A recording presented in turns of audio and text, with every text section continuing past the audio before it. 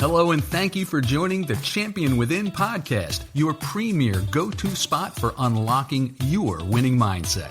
Whether you're an athlete looking to elevate your game to the next level, a coach leading the charge, an enthusiastic parent cheering from the sidelines, or an educator molding young minds, the Champion Within podcast episodes are packed with value, sharing the tools and strategies to unlock your potential and rise to new heights.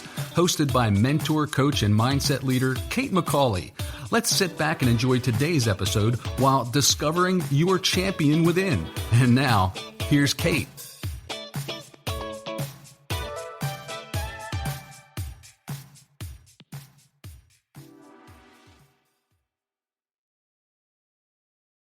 Hey everyone, thank you for joining us on the Champion Within today. You are going to love my guest today. I think if you've been listening for a while now, you know that I stalk people who are coming on the podcast because I want to make sure you are going to gain something. You send me messages about things that land with you and you connect well with them.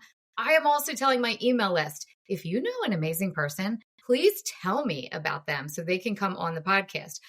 This happened with this guest. Coach Kevin Pierce sent me a text message. I want to say it was during maybe New Year's Eve or somewhere around that time. And he said, I have a person for you. He's amazing. You need to have him on your podcast. I trusted what he said before I even looked. I knew this would be a great recommendation. I went to Coach Mike Ricci's webpage.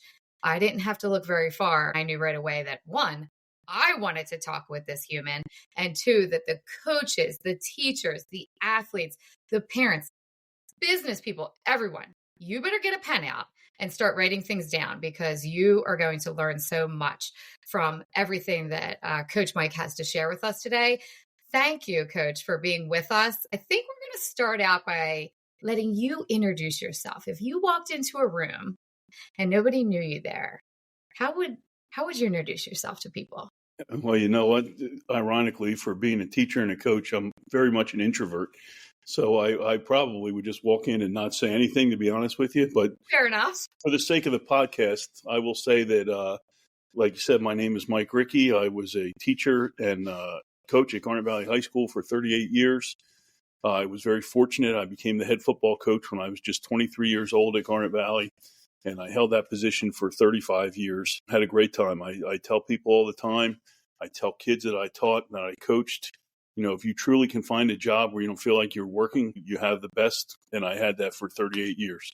38 years where I really invested everything I could into the students and the athletes and the school district. I don't regret anything. I had a great time, and I can't believe it's over, to be honest with you. Yeah, amazing. You and I were just speaking before we hit record about being teachers. I myself was an educator, and I had mentioned that my mom was an educator. You said your mom and dad. We come from a long line of educators. I think that being in the classroom and being a coach can impact the way we show up in both places. Did you find that during your career that it was a good thing for you? And do you remember a moment where there was an overlap?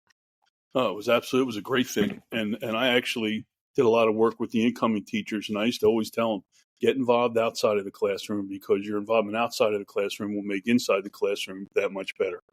You know, there aren't many jobs that you have where you go in and close the door and you get to create the environment that you're in every day, which was my absolute favorite thing about teaching. You know, why would you make it anything less than great, right? I found, I was involved with coaching. I did all the dances. I sponsored a class. Anything I could do to be involved in the school, I was. I definitely found that had a positive impact on the classroom and outside the classroom as well. I love that. I did some of the same things. I was the class sponsor, and I loved being in the classroom, of course, but running the prom, doing things for homecoming, and don't get me wrong, there was some hectic, crazy parts of that, but yes. And you probably have some stories to tell, but it was just a different side of our students, and it was so much fun. I was health and phys ed, and anytime we had run an event, I was the class sponsor, for example, for the class of 2016. So when they had their freshman dance and junior prom, senior prom, we were there. Of course, I would look nicer at those events, and the kids would be like, who are you? So I'm like, okay, I don't have Nikes on and my hair is not in a ponytail. I wore a dress. So it was always funny in the beginning, and it was just fun to see them all dressed up, and just, it was a different side, and you could build that rapport. I love hearing that you did that. I'm sure you have so many great memories. Were you class sponsor for some of those years? I was class sponsor for 30 years. I would take a class, start in ninth grade, take them through 12th grade. Another guy, Ernie Foraker, and I did it. Then we'd pick them up the next class in ninth grade, take that one through 12th grade, and then the next one. And so my mom did the same thing. Actually, it was her, and Janet Marino was her co-sponsor. So that's really why I did it. She talked me into it, my mom, and said, come on, do this with me. That's really cool. I love that. A lot of fun. Yeah, a lot of fun. When you were starting your career, did the football coaching job open up for you? You said you were just 23 when you started? Yeah, so I graduated from Susquehanna University in May of 1984 and started teaching at Garnet Valley in September. I was 22 years old. I was a volunteer assistant for the football program for the first 2 years. And then after my second year, the head coach resigned. I went through the interview process. I got the job. I was 23 years old.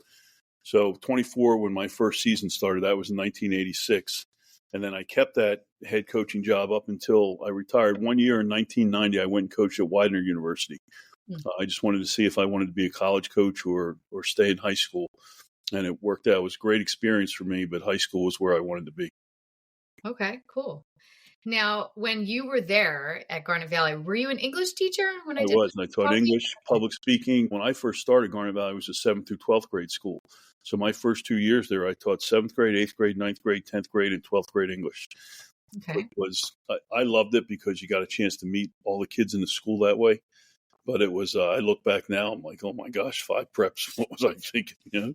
Yeah, definitely. Teaching all of those different things. That is a lot. Now that I'm sitting here thinking about all of that, plus your coaching. When you started that job, you were there as a volunteer coach.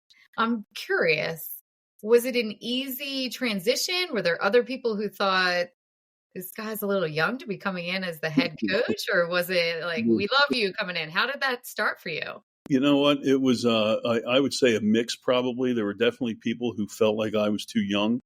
One of the things that I think I had going for me, and I didn't even know how school districts worked at the time, but when I was the volunteer coach for 2 years, I coached the JV team. And there were 2 or 3 school board members who had kids on the JV team that I didn't even know their parents were school board members. Right. But I think they liked what I was doing, and they kind of, when the job opened up and some people were like, this guy's too young, they said, no, we've seen him with the kids. We like the way he's with the kids. Let's give this kid a chance. I didn't know all that. I found that out later, years later. So there was definitely mixed feelings for having a 24-year-old head coach, for sure. Yeah. I think sometimes some of the veteran teachers, my mom makes sure I use the word veteran teacher. I think sometimes we discredit some of the young teachers when they come in because we think they're too young, but they have a lot to offer in some other areas, and vice versa. Some of the younger staff will think, oh, these veteran teachers, they don't know, they're not willing to teach. And listen, it can be true. Sometimes you still have a lot to learn. You're not ready. And sometimes a veteran teacher will not change. I'm not saying it's not there, but I was just curious if that happened for you. When you continued through this journey, when did you feel, wow, I really love being here on the sidelines? Do you have any stories like that where you're thinking like, this is where I'm meant to be? Well, it's funny you asked that. I felt that right away. And when I got the job, I've always been a person who was not afraid to seek other people and ask guidance. So one of the guys I had on my staff then was a guy named Tony Kaya, who was 64 years old. And Coach Kaya had been the head coach at Chester High School. He'd been head coach at Mount Pleasant High School. He had worked at Cheney University and Swarthmore University and done some work with the Eagles.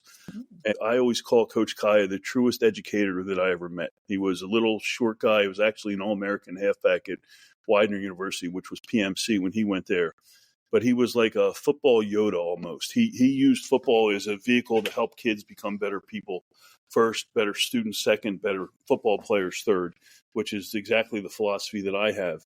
to watch him and to listen to him and to hear the way he talked to the kids and about the kids, it was never, ever about football. It was always about being the best person you could be, doing the things that you were supposed to do.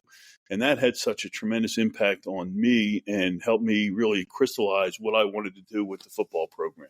From that very first year on, that was the goal of our Garnet Valley football. We wanted to be the best team we were capable of becoming by focusing on doing the things that were necessary for success to follow. Coach Kaya used the term oneness. He would end every practice and he would just say oneness, men. He didn't know it, but that became the foundational principle for Garnet Valley football from 1986 and still to this day. We are a team who promotes and lives and breathes oneness. Our foundational words are selflessness, hard work, and character, but everything we do is designed to create a unit of one where nobody cares who gets the credit. Everybody is treated equally and fairly, and we want everybody to feel valued and important as part of our program. And once that gets established within an organization, that's when really great things happen. I go all back to Coach Kaya for that. Well, I'm obsessed with Coach Kaya now.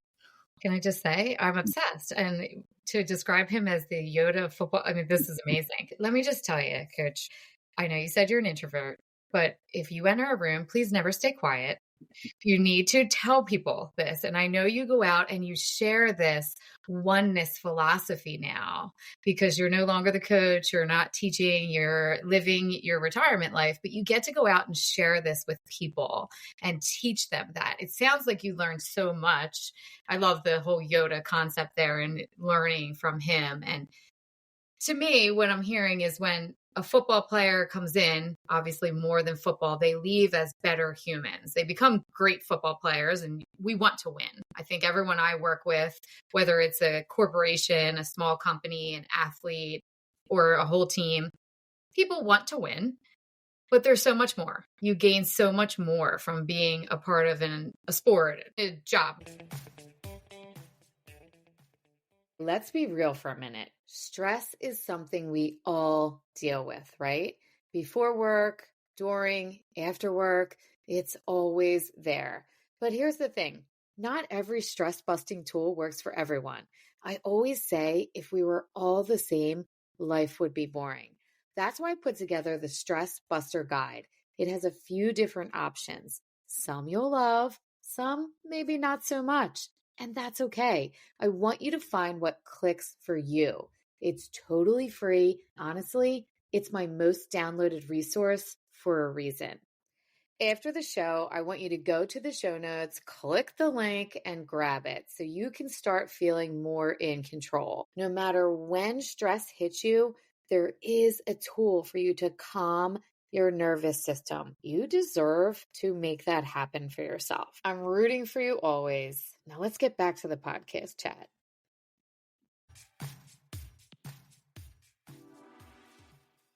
How do you tell people if someone says to you, how do you do that? That sounds so great. And you're talking about it. If someone says to you, I am that new coach. I am this person in a company, because I watched your videos and I thought, wow, this is amazing. I really loved how the whole concepts, when people were talking about what you do, that it could apply to so many different areas of life. And if they came up to you and said, how can I start? What's one step? How do I start? So that's another great question. And that's actually what I'm doing now. As I got close to retirement, I started to think about what I wanted to do after I retired. And one of the things that I definitely wanted to do was share the things that I learned over 38 years. And I wanted to give back. What I did in my last year is I invited about 30 or 40 local business people from the community to come into my classroom. And I said, look, these are some of the things that I want to share. What do you think? Do you think it makes sense? And their feedback was spectacular. One of the things that they said was, absolutely, what you did is universally applicable to any group. It doesn't matter if it's a business, like you said earlier, a parent group, a team, it fits and it works. One guy made the suggestion. He said, why don't you put it into a process? If you could put the process, like how did you create the culture of oneness at Garnet Valley? So to answer your question, the first thing I would say is, first you have to have a vision. Who do you want to be and what do you want to be and what's your purpose? Like for Garnet Valley football, I would start every meeting with parents and say, football is the least important thing that we do here. I'd start the same with the players. Like I wanted them to know up front that we were using, like I said earlier, football as a vehicle to help kids become better decision makers, ultimately better people, better students, better players. So that was kind of, our vision. And our vision was that we were going to make something that people wanted to be part of, that people were going to be proud of, that people were going to be able to learn and grow from. It wasn't easy by any stretch of the imagination. Then we had to develop a foundational principle, which we talked about, selflessness, hard work, and character. This is what we believe in. We want all of our players, all of our coaches, all the people in the program to strive to be selfless, to strive to work hard, to strive to make character-laden decisions. And of course, that has nothing to do with your ability as a football player, right? Those are choices that you make. From that, we developed, I call it our visual articulation. We created a pyramid of principles. In order to have any kind of organization and any kind of accountability within that organization, you have to have clearly defined standards and expectations. So we have the Garnet Valley Football Pyramid, and I use that as the basis when I go speak to different groups now. Within that pyramid are things like do what you're supposed to do. If it is to be, it's up to me. Choose to be positive. Refuse to be the victim. The pinnacle of the pyramid is, of course, oneness. That became our language that we use coaches to players. It became the language that I use when I talk to parents, when parents would talk to their sons, when they would talk to me, when players would talk to other players. It was very easy to have something that was immersed throughout the entire program. This is the way that we do things here at Garnet Valley. So there was never a question. Anytime somebody new came in, this is what we do. Anytime there was an issue if I had a kid that got in trouble, we would sit down. We'd look at the timeline of events. How did you get here? Well, if you would have done this and this and this at any point in time on your timeline, if you would have done simply what you were supposed to do, you wouldn't be here right now. Right. So it became a great tool for us to use. I would say, those three things first. Figure out your vision, what's your philosophy, how you're going to be, and then create the standards and expectations, and then hold people accountable to those standards and expectations. I love so much of that. I love thinking about that pyramid. I think as an educator, for me, knowing that people learn differently, to be able to differentiate and say, look at this. Look at this pyramid and be able to visualize it and see it and talk about it. And the fact that anytime anyone comes in, you can just say, this is what we do. This is our foundation and what we build upon. You can go back to it. I think it is so important. And thank you for bringing up the fact that when something goes wrong, you briefly said, if somebody comes in, you said, well, if you did this, that, and the other thing, we wouldn't be having this conversation, or this is what you need to go do now. Because I think often actually, when we are successful, people will say, oh, that's great for him. He has all the things. That's why he can do that. Or they're so athletic. They have this, that, and the other thing. Or they live in Garnet Valley. That's why. It's not all sunshine and rainbows. There are issues that pop up. And, then we have to go back to that foundation. You don't reinvent the wheel, so to speak. You have to keep going back to that. Do you have a moment where somebody pushed back with you on what you were starting? I don't know if it would have been early or maybe even throughout or later when you were in your coaching. Sure. Well, early on in the career, definitely had pushback, definitely had, I really changed the whole approach. We decided right away that we weren't going to have a most valuable player, a most valuable offense, or most valuable, because to me, that's an award that only one or two kids are capable of winning. We wanted to establish an awards program that recognized the behaviors that we wanted the kids to have, awards that anybody could win. And it didn't have anything to do, again, most of them with your ability as a football player. Again, with choices, right? We're trying to teach the concept that you're in control of you. You get to choose how you react to any situation that you're in. You get to decide how much effort you're going to put forth, and that all comes from you. And our hope was if we could get every kid on our football team to be as good as he was capable of becoming, then our chance of our team becoming that good became that much greater. So, yeah, early on, there was resistance. People whose kids were probably going to get those awards were not real happy with that. We live in a very, not Garnet Valley, but the world in general is very selfish. And that's what people are used to. They're used to getting recognized for those kinds of things. I'm not saying if you do that, it's wrong. That just wasn't my philosophy, right? That just didn't work for me. So we had standards and held people accountable to those standards. And people who aren't used to being held accountable to standards, sometimes you get resistance with that. So we definitely had some of that. But I will say that over the last 15 years or so, we had very little resistance with anything that we did. Now, it helped that we won a lot of games. And Right. it's ironic. People think that we were good because we won a lot of games, but that's not the case. We won a lot of games because of the things that we did off the field that had nothing to do with football. Right. And that's what I do now when I go talk to different groups and different teams is I try and share with them the process that we went through to create the culture, the things that we focused on. I share some of the different activities that we did and why we did them and how we did them. And again, if I'm talking to a college football team, or I'm talking to a college field hockey team, or I'm talking to a high school team, or I'm talking to a group of business people, it's exactly the same. It's nothing. I don't change anything. It's the same thing. And people think, oh, this football guy's coming in, but I really don't talk about football. Right.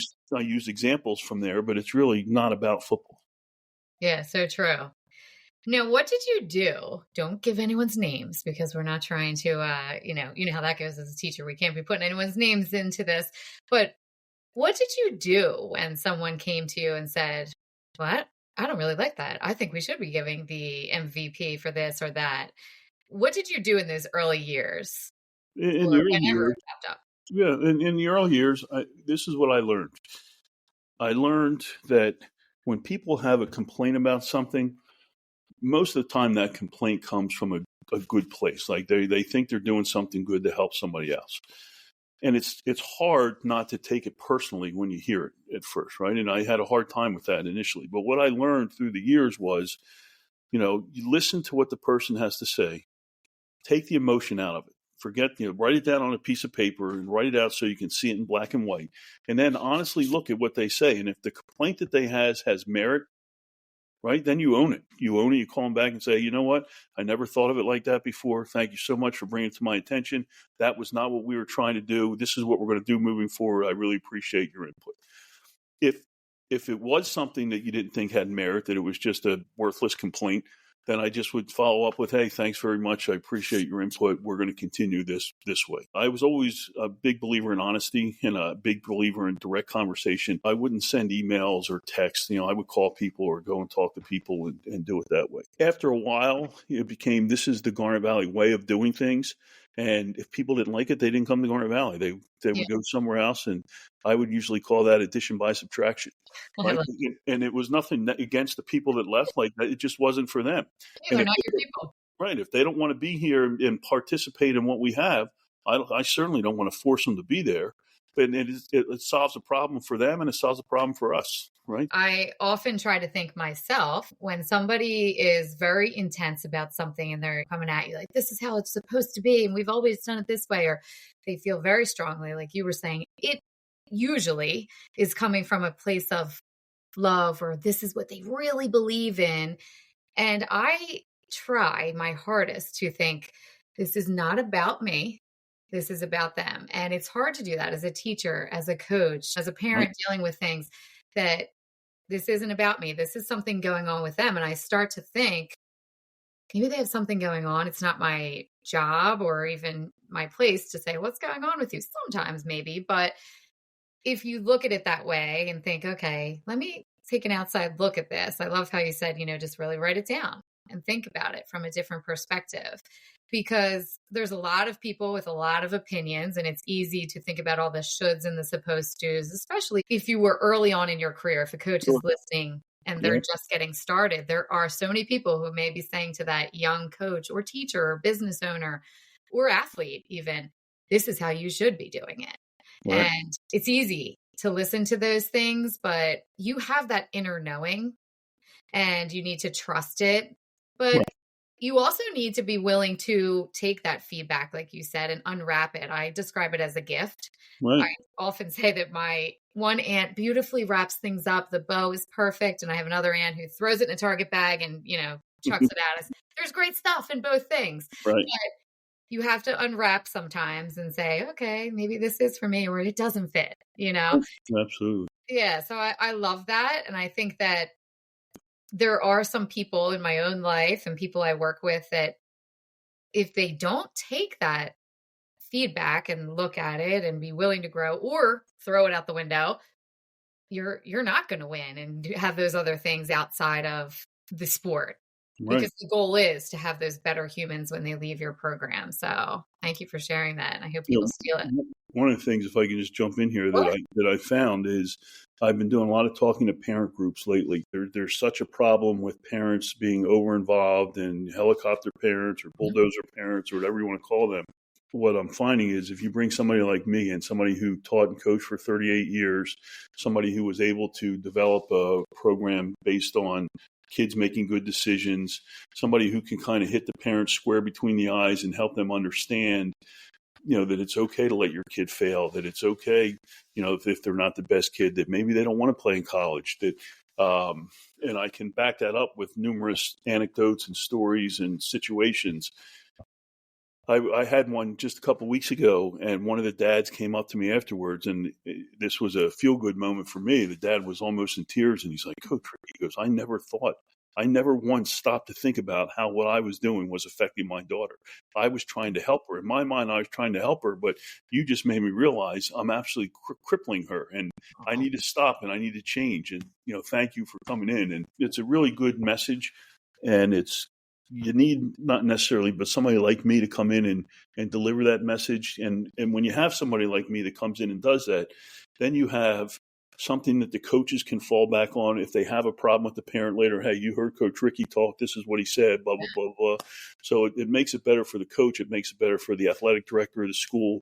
And it makes it better for the parent. It empowers the parents. Most parents are really good. You have a small percentage that are way out there, and you have some that are kind of sitting on the fence. And I find it empowers those parents that are really good to be able to say to those people that are on the fence, hey, look, this is what he's talking about. Let's talk. And it makes things better for everybody. So that's what I hope to do when I go and talk to those groups. So that kind of thing. Thank you for doing that. I love that. And I do something similar. I call it the village mentality because I do think it takes a village.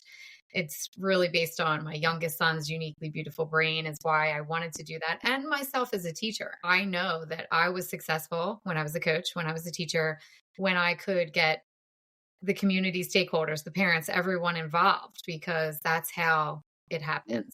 Yep. And you're so right. When a different voice comes in, it lands differently. The coach could be saying very similar things, and your words are just a little different, and they hear it in a different way. It's almost like when a teenager goes to their friends and doesn't want to hear what mom has to say or dad has to say because developmentally that's appropriate at that time. Right. And you're standing there and someone else says it, and you're like, I've been saying the same thing, Right. and that's, expected.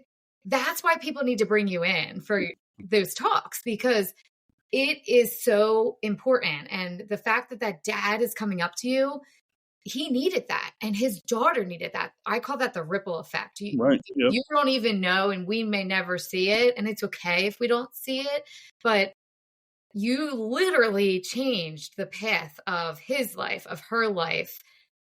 And that's just, it's priceless. Right. Yeah. Do you have that? Does that go with oneness, or is that a separate thing? What is that you do for the parents?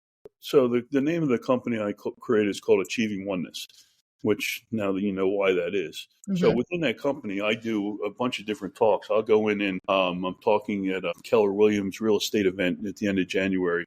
And it's a greater Pennsylvania region event where they'll have people from all over the tri-state area to come in. And there I'll talk about team building, culture building, that kind of thing. If I go I spoke to Indiana University's field hockey team last winter. With them, I did one session with the coaches and talked about how to create a culture. I did another session with the team about qualities that successful teams have. If I do the parent group, it's not necessarily creating oneness. It's more, look, this is what successful parent, this is how you can help your kids achieve whatever it is that they want to achieve. Right. Without being overbearing, and you making them realize that it's that kid's journey. It's not your journey. Yeah. And no one's telling them. Honestly, some of them are not being told. When I'm having these talks, he's saying, I've never heard this before. That dad is being honest with you.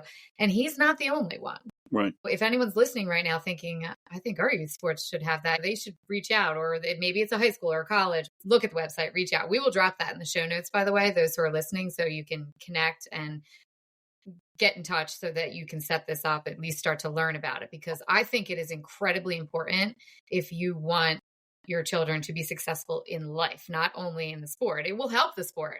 Right. It will help your child as an individual. But I just love that so much. I just don't think it's happening enough. I truly don't, as an No, educator, as a coach, as a mom. I just don't. there's a definite need. My 4 kids all played sports, and I was such a hands-off dad. I was take them to practice or whatever and pick them up, but we never dissected the game or I felt like it was their time, and I was always there to support, but that was about it. But when I look at the parents of my kids' teammates in college, and all 4 of them played in college, it's a definite need. Like they need to be educated, the parents. If you have somebody that can do that in a way that's going to really make them understand, it can be a really powerful thing. That's one of the things that I'm finding as I go through and do this. It's a really powerful presentation, and like you said, very much needed. Definitely. Do you have any advice? I'm hearing that you had your 4 kids who played, obviously coaching all these years. If you were talking with someone right now, maybe it's that high school athlete who's considering playing at the next level, or maybe it's a coach who's helping that athlete, or a parent who's thinking about, all right, what do we do next? And what direction do we look? What do we do? Not being that bulldozer or helicopter, but you do need to help. Right. What advice would you give? Well, it's funny. The college recruiting has changed so dramatically since I first started teaching and coaching at Garnet Valley in 1984. Except for football is the only sport that's really recruited through the school anymore. Now all the recruiting for basketball, for lacrosse, for baseball, for any club team is through the club coaches. Right. And that's all well and good a lot of the times. Part of the bad is that a lot of the club coaches are not educators, and they have a different purpose for what they're trying to do. I would say find out who can help you get to that next level. Usually, if you're playing club lacrosse, it's your club lacrosse coach, or if you're playing club basketball, it's your club basketball coach. Or find a kid that who went to the school where you go, who's playing in college, and talk with that kid. Or find a coach like me who's done it for a long time and talk to that coach and say, hey, my daughter wants to play basketball at the next level. What do you recommend that we do right now? Always the recommendation is make sure your grades are good, because grades help with so much in getting kids into school, getting financial aid within the school. The grades are such and really, if you put yourself in the position of a coach, if I'm a coach and I'm recruiting you and, Jane Doe, and your GPA is a 3.8 and Jane Doe's is a 1.5, and you're both of equal ability, we're going to go with you every time, because that's going to be one less thing that the coach has to worry about later on. Right? Yeah, So eligibility. Yeah. I used to always tell the kids, I taught a course in Garnet Valley called High School 101. And I said, if you look at, if you're a kid that goes through school, and I don't know if you can see on the screen, I have my hands spread wide, and you get all A's all the way through school, you're going to have this many choices. If you get all B's, you're going to have this many choices. Right. You're going to have D's, this many, D's. And it doesn't mean that you're not going to have choices, but the better you do, the more opportunity you give yourself. And that, to me, is what your job is when you're in school. Put yourself in position where good things can follow. Back to Coach Kaya, do everything you can to put yourself in a positive state of mind for success to follow. I love it. So much that we could steal from that right there. I think that is a message that really, honestly, in middle school, they should start hearing that, but definitely freshman year. I think sometimes we wait a little too long to tell students. I really want to make sure we emphasize student athlete, as you mentioned, that our grades are important.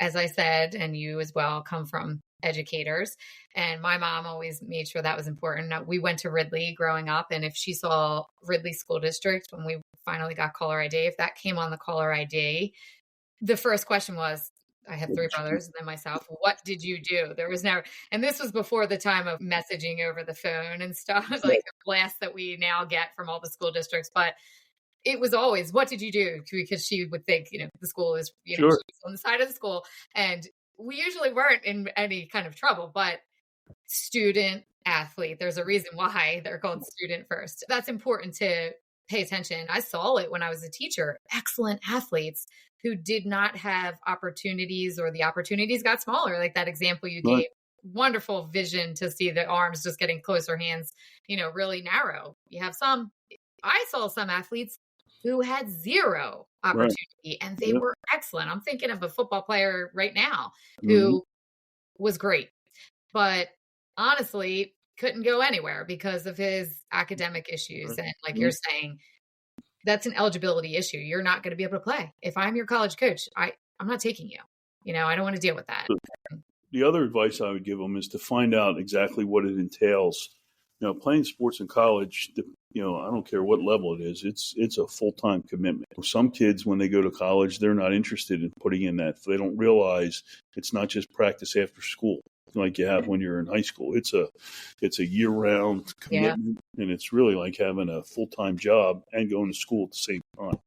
And that's not for everybody. You really have to be dedicated to it in order to pursue it. Definitely. People say they want it and it sounds great, but you do have to be realistic. The higher you get, the more time required there. So the time management that you're going to need there. And I've interviewed some athletes, some coaches, some different people who have talked about the importance of going to a place where people will support you, where you know that your child or you as the athlete can go to someone if you're struggling, because some of those athletes have admitted as an athlete, it was hard to say, I can't do this. You want to make sure you're in a place where if something isn't going well with your classwork, that someone is there to support you, because it's tough. It is tough, and you're expected to perform and keep your grades up. I think that's something that people should consider when they're looking at the school. So great tip there. So I'm wondering if you could share with everyone, I know we talked a little bit about it, companies, colleges, high school, if people wanted to reach out to you, where do they go? What's the best place for them to get in touch with you? On the website is achieving_oneness.com. And somewhere on the website is my email address. That's the best thing to do, is just email me. It's oneness.ricci, RICCI@gmail.com. And I answer it. I'll call you. I'm a big phone guy. If somebody emails me or texts me, I always get right back to them. And that to me is the best way. I'm not this giant conglomeration corporation. I answer to the phone and I answer the emails, and I like to talk and get to meet people and find out exactly what it is that they need and what they're looking for. So that's absolutely the best way. I was listening to another podcast you were on and looking at your website, and you were talking about, the culture, which we've been talking about a lot today in school and teams. When you are at a high school level and you are the head coach, I always think that the middle school is your feeder program to go in there, and the youth programs. Is that something that happened at Garnet Valley? And do you have any advice for how a coach, maybe at the high school level, could collaborate with that middle school and even the youth programs within the community? Sure. Yeah. We did emphasize that. My big push with the middle school and with the ninth grade program, it was a little bit different with the middle school and with the ninth grade and with our JV program. One of the adamant beliefs that I had was that every kid played. If you came to practice and you worked hard, you played in the game, not just one or two plays, not just on kickoff team at the end of the game. Like, we found a way to play the kids in all the games. And the only way they wouldn't play is if they weren't at practice, if they didn't know what they were doing, or if they were afraid. And sometimes in football, kids are afraid. And I would tell them, that's okay. We're not going to hold that against you. As kids get stronger and they get more confident and they understand what's going on, a lot of times that fear subsides and leaves. But we'll have that conversation with the kid and the parent so that they understand, and then we'll work with them to help them overcome that. So in the middle school, I always tried to find middle school coaches who the kids liked. I wanted them, I didn't care what they knew about football. I wanted them to be guys that were good teachers and that kids liked and respected. Mm-hmm. And then I would have them start to introduce the concept of selfless, hard work, and character, and talk about the things that we did. The ninth grade program was a little bit different. It was another step toward getting ready for the varsity program. They ran our offense and they ran our defense, but more importantly, I used to tell the ninth grade coach that your job is to get the kids prepared to be varsity football players at Garnet Valley, to fully indoctrinate them into our program, into our culture, into our way of doing things, into the expectations and standards that we have, so that there's no question as to what they're getting into. The guy that did that, Eric Van Wyk, was the head coach with that for 10 years. He took my place at the high school, and we just have some great guys on both the middle school and the freshman staff that understand that believe that buy into that, and are really good teachers of that. And then when they get to the high school, it's just a continuation of that same thing. Very cool. And how about the youth program? Do you ever? Well, the youth program, the thing that's hard with the youth program is there's so many varying. Every year there's different coaches there. Yeah, But parent volunteers. we try and reach out and help whenever we can. I would help them design practices or drills, or Mhm. a lot of times, one of my assistant coaches, Lance Panarello, is very involved with the Brandywine Youth Club, and he's done a great job of getting former players from Garnet Valley to go over and help coach at the youth Oh, league. okay. And again, not so much that they run our offense or our defense, but Right. just that they learn the way that we do things and why we do things, and really try and help a lot of the dads. One of the fun things that we did every year was we have a joint practice in August where we bring the whole youth program over to practice with the high school kids. Okay. We call it Cats and Dogs. Garnet Valley's the Jaguars and BYC is the Bulldogs. It's such a fun practice. We line them up and they stretch together, and then we have the kids go through drills where our players are there to help them through that. But the highlight every year is always the BYC kids will line up with their team and their offense, and then our guys will be the defense, and the little guys, run through them and knock them over. And I love it. the big kids love it. The little kids love it. When the mall was the thing, and I'd be in the mall and I'd get this little tug on my jacket. Coach Ricci, when are we doing Cats and Dogs from the Oh, little I kids? love that. Yeah. So it was a lot of fun and a way to build some team camaraderie and Right. community upbeat. So. Yeah, definitely. I love the community building there. As you were saying from the beginning, there's so much more happening there than football. I love all of that. It's great to hear that. And I do agree when you were saying it changes with youth programs because the kids are moving along, it's volunteer parents, and that would be hard if it's new coaches coming through. I love the whole concept of just spiraling up from the middle school and ninth grade and coming through. I Mhm. think that's really important to do. Anybody I've worked with, when they can do that, it seems to be much more successful as opposed to just being totally separate. Right. Yeah. I've never understood that even when I was a coach or I coached at the middle school level, I would be asking, what do you want them to be ready to do? That's Right. that's just kind of how I always thought it should be. So I was curious how you did that. I agree. Yep. Yeah. Well, I gotta ask, what is what you miss most about being a coach and an educator now that you're not there? Just the daily interaction with the kids. I mean, that was by far the best part of the job.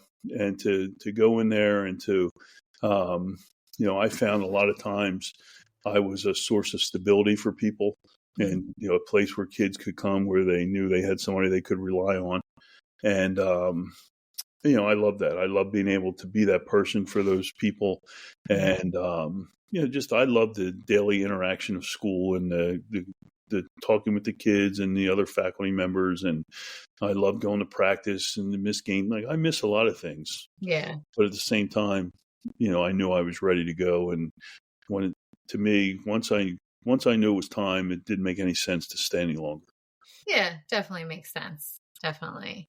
And much deserved retirement too. And you're really still teaching when you're out there. Yeah, it's my way. Absolutely. Yeah. Yeah, definitely. I totally get that though. It was really hard for me and I wasn't there as long as you. I spent 20 years, but that part was very hard, not having that interaction and just that kid you thought, what if he or she needs me and I'm not there? I feel that. And that hallway camaraderie with your fellow teachers and coaches. I'm sure you had that with your staff. You miss that.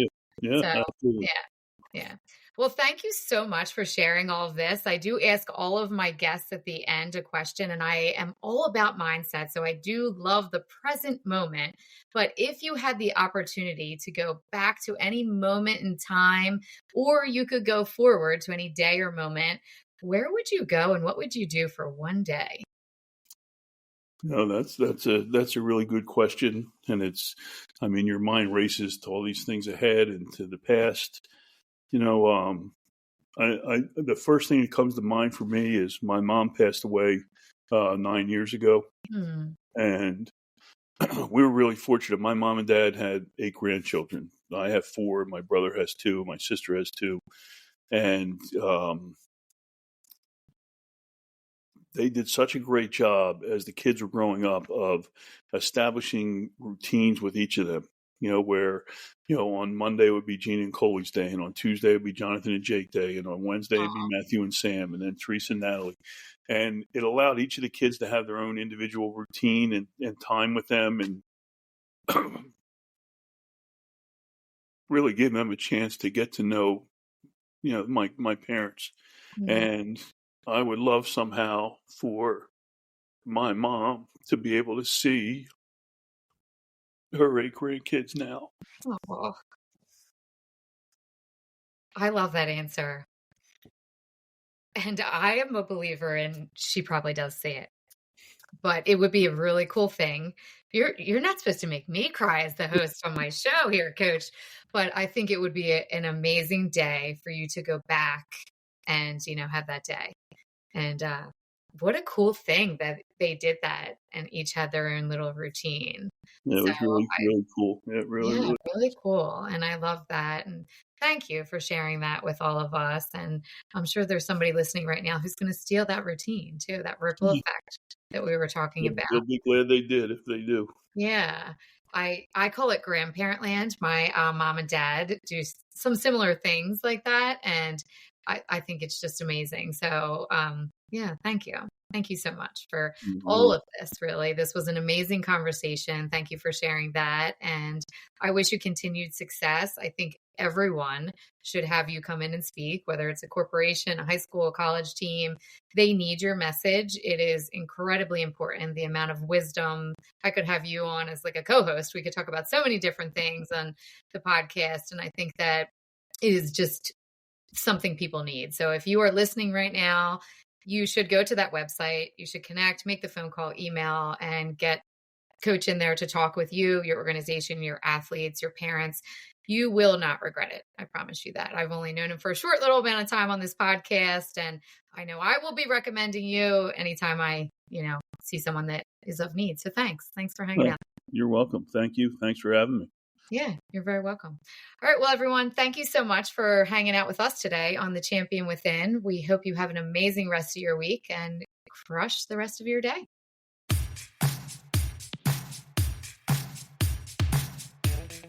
Thank you for hanging out with Kate today. And whether you're going to coach, teach, cheer from the sidelines, or hitting the field yourself, remember, mindset is everything. Don't forget to follow the show for the latest episodes, as we all need a little extra motivation, humor, and sanity in our busy lives. Now, go and unleash your champion within you, one step at a time. We're always rooting for you.